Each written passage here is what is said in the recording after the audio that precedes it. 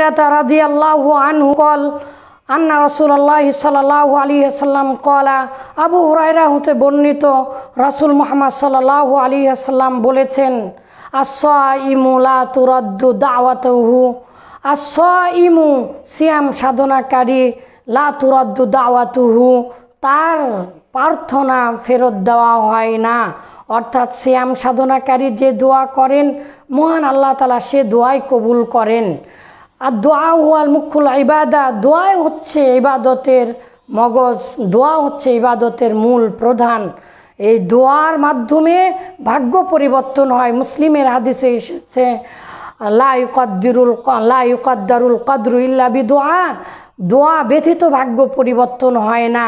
তাই আসুন এই রমাজান মাসে যেই সময় দোয়া কবুল হয় সেই সময় সিয়াম সাধনা করে আমরা আল্লাহ তাআলার কাছে আমাদের প্রয়োজনীয় বিষয়গুলো চাই।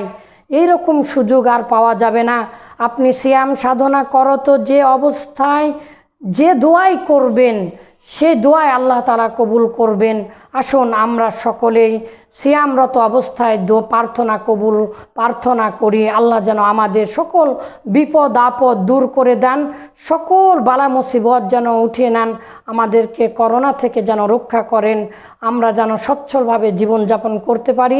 মৃত্যুর সময় মধুমাখা কালেমা লা ইলাহা ইল্লাল্লাহ বলতে বলতে যেন মারা যায়।